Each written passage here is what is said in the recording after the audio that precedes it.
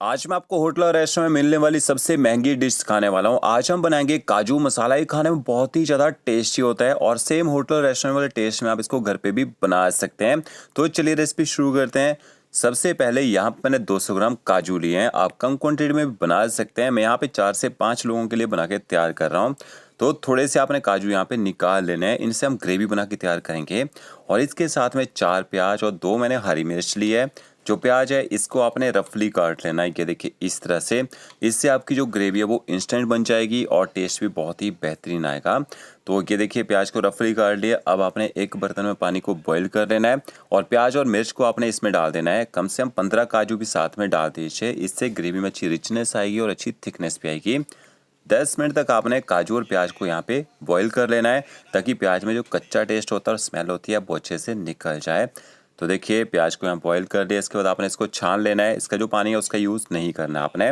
और इसको अपने ठंडे पानी से ठंडा भी कर लेना है। अब आपने इसको ग्राइंड करना है। तो ओके देखिए मिक्सी ग्राइंडर जार में यहाँ पे मैंने प्याज और काजू डाल दिए हैं। पानी का यूज़ बिल्कुल नहीं करना है। इसको आपने बिना पानी से ग्राइंड करना है क्योंकि प्याज के अंदर काफ़ी सारा मॉइस्चर रहता है तो ये पिस जाता है। देखिए इस तरह से आप इसको ग्राइंड कर लीजिए। मसाला बनाने के लिए आपको यहाँ पे 2 प्याज 3 टमाटरों की जरूरत पड़ेगी। जो प्याज और टमाटर हैं इनको आपने फाइन चॉप कर लेना है। ये देखिए इस तरह से। अगर हम ग्रेवियों से बना के तैयार करते हैं तो चॉप मसाला और येलो ग्रेवी का यूज़ किया जाएगा इस डिश को बनाने के लिए, ठीक है। अब यहाँ मैंने कढ़ाई ली है और इसमें 2 छोटे चम्मच घी के ऐड करेंगे। जो काजू हैं इनको आपने घी में फ्राई करना है। इनमें अच्छा क्रंच आएगा और टेस्ट भी बहुत ही बेहतरीन निकल के आएगा। तो ये देखिए घी जैसे गर्म हो जाएगा काजू डाल देने हैं। 2 से 3 मिनट तक आपने मीडियम फ्लेम में इनको ना शैलो फ्राई कर लेना है। आप डीप फ्राई करना चाहें तो डीप फ्राई भी कर सकते हैं बट थोड़े घी में आपका काम चल जाएगा यहाँ पे। तो ये देखिए जब इनका कलर आपको लगेगा थोड़ा चेंज होना शुरू हो चुका है, गैस की फ्लेम एकदम लो कर देनी है। ये जलने चाहिए। इस तरह से देख सकते हैं यहाँ पे कलर इनका चेंज हो जाना चाहिए तब इनमें क्रंच आएगा और इनमें जो कच्चा सा टेस्ट होता है ना वो भी खत्म हो जाएगा। इनको आप इस तरह से ना शैलो फ्राई करके खाना चाहें तब भी खा सकते हैं। बहुत ही टेस्टी लगते हैं खाने में।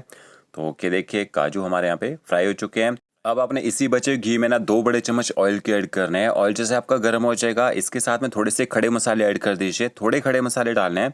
एक जावित्री डालनी है, एक आप बड़ी इलायची छोटी इलायची दालचीनी और तेजपत्ता ऐड कीजिए।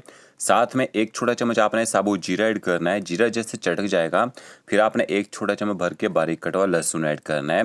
लहसुन को आप मीडियम फ्लेम में यहाँ पे पका लीजिए। जैसे लहसुन का कलर आपको लगेगा कि चेंज होना यहाँ पे शुरू हो चुका है फिर आपने इसमें बारीक कटा हुआ प्याज ऐड कर देना है और गैस की फ्लेम आपने हाई कर देनी है और कंटिन्यू पलटा चलाते रहना है। प्याज को आपने तब तक पकाना है जब तक प्याज का कलर जो है लाइट गोल्डन ब्राउन होना शुरू ना हो जाए। प्याज को अच्छी तरह से पकाना है। ये देखिए प्याज यहाँ सॉफ्ट हो चुका है और इसका जो कलर है थोड़ा सा चेंज होना शुरू हो चुका है। फिर आपने यहाँ पे अदरक लहसुन का ना पेस्ट ऐड कर देना है। 1 छोटा चम्मच भर के डाल दीजिए और इसके बाद आपने गैस की फ्लेम ना मीडियम कर देनी है और मीडियम फ्लेम में आपने अदरक लहसुन के पेस्ट को अच्छी तरह से पका लेना है ताकि इसका कच्चा और स्ट्रॉन्ग फ्लेवर है वो कम हो जाए। देखिए पेस्ट भी पका लिया है। थोड़ा सा हल्दी पाउडर ऐड कीजिए। 1 छोटा चम्मच आपने इसमें कश्मीरी लाल मिर्च पाउडर ऐड करना है। इससे कलर बहुत ही बेहतरीन निकल के आएगा। 20 से 30 सेकंड तक आपने मीडियम टू लो फ्लेम में हल्दी पाउडर और कश्मीरी लाल मिर्च पाउडर को यहाँ पका लेना है। फिर आपने इसमें बारीक कटे हुए टमाटर भी ऐड कर देने हैं और टमाटरों को आप पीस के डालना चाहें ना तो पीस के भी डाल सकते हैं। अगर बारीक काट के नहीं डालना आपने टमाटरों को अच्छी तरह से मिक्स कर लेते हैं ताकि प्याज का कुकिंग प्रोसेस जो है वो यहीं रुक जाए। तो ये देखिए टमाटरों को अच्छे से मैंने मिक्स कर लिया है। इसके बाद आपने इसमें ना नमक ऐड कर देना है। नमक से क्या है टमाटर जो है ना जल्दी गल जाएंगे और नमक के साथ टमाटरों को अच्छी तरह से मिक्स कर लीजिए। 1 मिनट तक गैस की फ्लेम अपने हाई रखनी है ताकि टमाटर जल्दी से गर्म हो जाए। जैसे टमाटर गर्म हो जाएंगे इसके बाद गैस की फ्लेम एकदम लो कर दीजिए। ऊपर से कवर करके 3 से 4 मिनट तक इसको पकने दीजिए। इतनी देर में टमाटर अच्छे से गल जाएंगे। ये देखिए यहाँ पे टमाटर अच्छी तरह से पक चुके हैं और बीच में 1 से 2 बार आप ना पलटे से इनको मिक्स भी करते रहिएगा ताकि कढ़ाई के नीचे चिपके ना। तो इस तरह से टमाटरों को जल्दी पकाना हो ऊपर से कवर करके पकाइए, बहुत ही जल्दी पक जाते हैं। मसाले ऐड करने हैं। 1 छोटा चम्मच मैंने कश्मीरी मिर्च पाउडर और ऐड कर दिया है। आधा चम्मच हल्दी पाउडर ऐड करेंगे।